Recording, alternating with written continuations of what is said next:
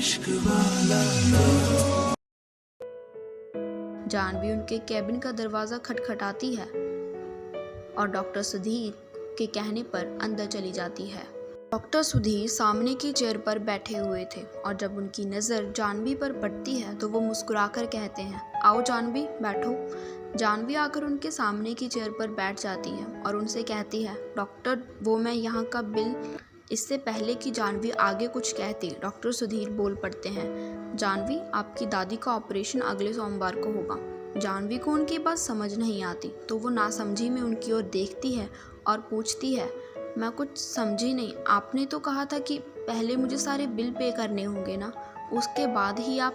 Doctor Sudhir कहते हैं, तुम्हें नहीं पता क्या? जानवी नाम में सिर हिला देती है तो डॉक्टर कहते हैं, जानवी आपकी दादी के ऑपरेशन की पूरी फीस जमा हो चुकी है और बाकी के जो भी खर्च हुए थे वो भी सब भरे जा चुके हैं, इसलिए ऑपरेशन अगले सोमवार को ही होगा। जानवी असमंजस में उन्हें देखती है और कहती है, पर मैंने तो अभी तक कोई बिल पे नहीं किया, सिर्फ 50,000 ही जमा करवाए थे। डॉक्टर सुधीर उसकी ओर देखते हैं और कहते हैं, वो मुझे नहीं पता, पर हाँ इसके बारे में आपको रिसेप्शन पर ज़रूर पता चल जाएगा। हो सकता है कि कोई आपकी मदद करना चाहता हो तो उसने ये सब कर दिया हो। जानवी उनसे दादी की सेहत के बारे में जानकारी लेती है और रिसेप्शन की ओर चल देती है। वहाँ जाते हुए वो खुद से कहती है, किसने जमा करवाए होंगे पैसे? कहीं मामा जी ने तो नहीं?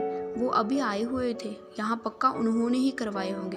पहले मैं रिसेप्शन पर जाती हूँ और सही से पता कर लेती हूँ। जानवी मुस्कुराते हुए रिसेप्शन की ओर चली जाती है क्योंकि उसकी सारी चिंता अब दूर हो चुकी थी। रिसेप्शन पर पहुँचते ही जानवी वहाँ खड़ी लड़की से कहती है, क्या आप मुझे बता सकती हो कि संयंता मल्होत्रा जी की हॉस्पिटल के बिल किसने पे किए? वो लड़की जानवी से संयंता जी का रिश्ता पूछती है और फिर उसे बताती है, उनके सारे बिल आज ही पे हुए हैं और जिन्होंने पे किए हैं उनका नाम है साहित्य ओबरॉय। जानवी को रिसेप्शन पर खड़ी लड़की बताती है कि उसकी दादी के सारे बिल साहित्य ओबरॉय ने दिए हैं तो जानवी की आंखें हैरानी के मारे बड़ी हो जाती हैं और वो अपनी बड़ी बड़ी पलकों को झपकाते हुए उस लड़की को देखते रहती है और फिर पूछती है, क्या सच में साहित्य ओबरॉय ने बिल पे किए हैं?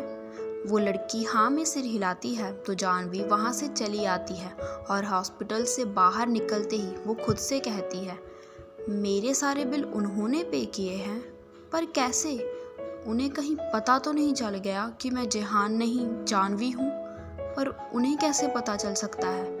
यही सब सोचकर जानवी के दिमाग में अमन का ख्याल आता है तो वो अपना फ़ोन निकालती है और उसे फ़ोन लगाती है और 2 रिंग जाने के बाद ही अमन फ़ोन उठा लेता है और पूछता है, हाँ जानवी बोलो।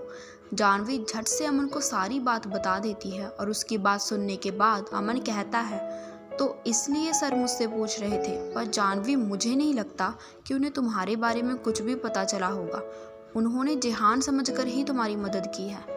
अमन की बात सुन जानवी को थोड़ी तसल्ली हो जाती है और वो फ़ोन रख देती है, पर वो बहुत खुश थी, इसीलिए वो जल्दी से दादी के कमरे में जाती है जहाँ पर दादी के बिना कोई नहीं था और वो भी दवाइयों के असर के कारण होश में नहीं थी। तो जानवी अपने कपड़े बदल लेती है जिन्हें वो साथ लाई थी और जानवी से जेहान बन जाती है और ऑफिस के लिए निकल जाती है।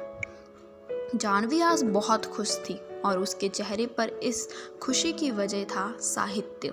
ऑफिस जाते हुए पूरे रास्ते जानवी साहित्य के बारे में ही सोचती रहती है और साहित्य के लिए एक छोटा सा सफ़ेद गुलाब ले लेती है ताकि उसे थैंक यू कह सके। कुछ ही देर में जानवी ऑफिस पहुंच जाती है और वो सीधा साहित्य कैबिन की ओर चल देती है। आज उसके चेहरे से खुशी हटने का नाम ही नहीं ले रही थी। वहीं साहित्य अपने कैबिन में बने शीशे की दीवार के पास खड़ा था जहां से सारा शहर दिखता था और वो किसी से फ़ोन पर बात कर रहा था। जेहान बिना परमिशन के उसके कैबिन का दरवाज़ा खोल देता है और उसकी नज़र खिड़की के पास खड़े साहित्य पर पड़ती है और उसे देख उसकी खुशी दोगुनी हो जाती है और वो खुद को रोक नहीं पाता और जाकर साहित्य के गले से लग जाता है। अचानक से किसी के यूं गले लगाने से साहित्य चौंक जाता है और जब उसकी नज़र जेहान पर पड़ती है तो वो उसे देखता रह जाता है। साहित्य चाहते हुए भी उसे खुद से दूर नहीं कर पा रहा था और आज उसे एकदम अलग एहसास हो रहा था जैसा आज तक कभी हुआ ही नहीं था। कुछ देर बाद जेहान उससे दूर होता है और अपने हाथ में पकड़ रखे गुलाब को उसकी ओर बढ़ाते हुए मुस्कुराकर कहता है, थैंक यू सर। ये कहते हुए जेहान की आंखों में अलग ही चमक थी और साहित्य बस उसे देखे जा रहा था। साहित्य अपना हाथ आगे बढ़ाकर उससे फूल ले लेता है और कहता है, ठीक है। वो इससे ज़्यादा कुछ बोल ही नहीं पा रहा था। वहीं जेहान उसकी ओर देखते हुए आगे कहता है, आपने मेरी जो मदद की उसके लिए मैं आपको जितना धन्यवाद कहूँ उतना कम है।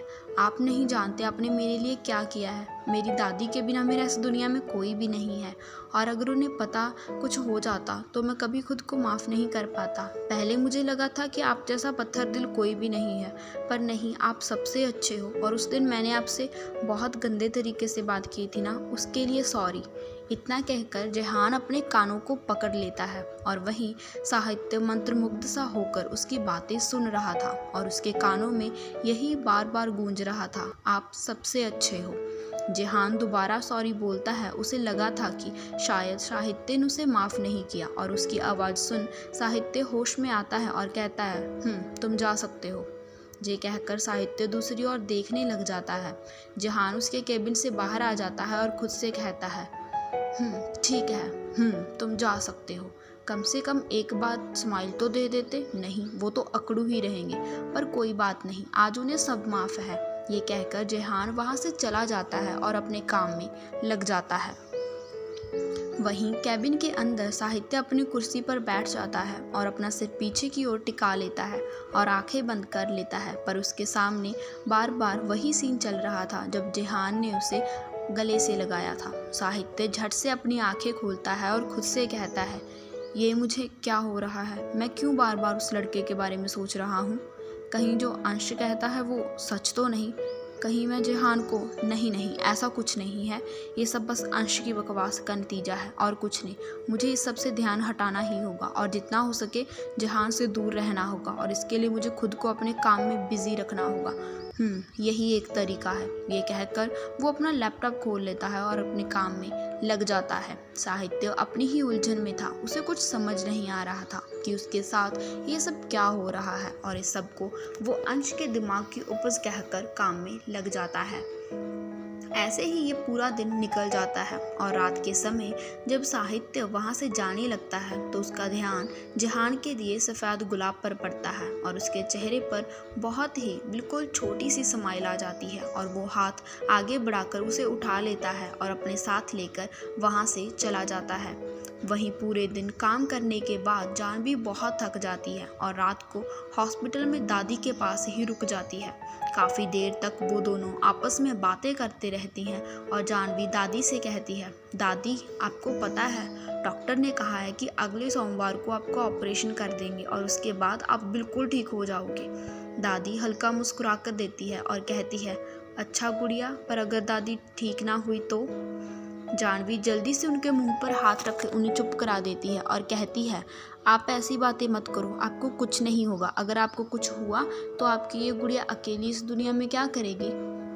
दादी मुस्कुरा देती है और कहती है, एक ना एक दिन तो ये बुढ़िया इस दुनिया से जाएगी ही, पर जाने से पहले मेरी बच्ची के लिए एक प्यारा सा राजकुमार जरूर ढूंढ कर लाएगी जो उसका दादी से भी ज़्यादा ख्याल रखेगा। जानवी कुछ नहीं कहती, बस दादी की ओर देखती रहती है। फिर दादी को कुछ याद आता है और वो कहती है, गुड़िया अगर ऑपरेशन होगा तो उसका खर्चा तो बहुत आएगा और तू कैसे? दादी ने इतना कहा ही था कि जानवी बीच में बोल पड़ती है, आप उसकी चिंता मत करो। आपको याद है आप बचपन में मुझसे कहते थे ना कि इस दुनिया में भगवान के भेजे कुछ एंजल्स होते हैं, और आप ऐसा समझ लो कि एक एंजल मुझे भी मिला था जिसने मेरी मदद की। ये कहते हुए जानवी की आंखों के आगे साहित्य का चेहरा घूम जाता है और वो मुस्कुरा उठती है। दादी उसकी ये मुस्कान देख लेती है और मुस्कुरा देती है और कहती है, क्या नाम है उस एंजल का? जानवी दादी की ओर देखती है और मुस्कुरा कर कहती है, साहित्य।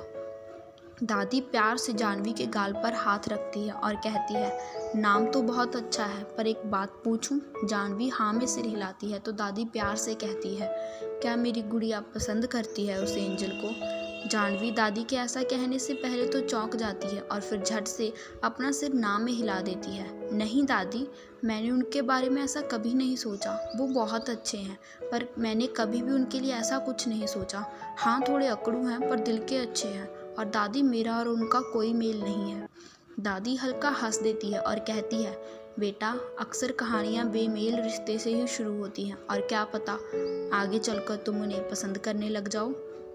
जानवी सिर हिलाती है और कहती है, ऐसा कभी नहीं होगा दादी, और अब आप आराम करो, ज़्यादा माते करो वरना तकलीफ़ होगी।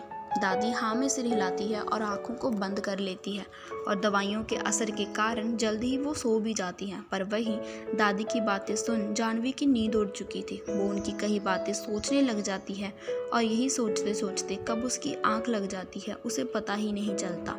दूसरी तरफ साहित्य अपने स्टडी रूम में बैठा काम कर रहा था और उसका पूरा ध्यान केवल लैपटॉप की स्क्रीन पर था और इसी कारण उसे पता ही नहीं चलता कि कब रात का 1 बज जाता है। तभी उसके स्टडी रूम का दरवाज़ा खुलता है और कोई अंदर आता है। साहित्य को लगता है कि ये अंश है, तो वो बिना दरवाजे की ओर देखे कहता है, अंश, जाओ यहाँ से। पर वो इंसान साहित्य के सामने आकर खड़ा हो जाता है और जब साहित्य उस ओर देखता है तो अपना काम छोड़े कहता है, दादू, आप यहाँ अभी तक सोए नहीं? दादाजी उसके सामने वाली चेयर पर बैठ जाते हैं और कहते हैं, तुम भी तो नहीं सोए अभी तक? साहित्य अपने सामने पड़ी फाइल्स की ओर देखता है और कहता है, वो मैं कुछ काम कर रहा था।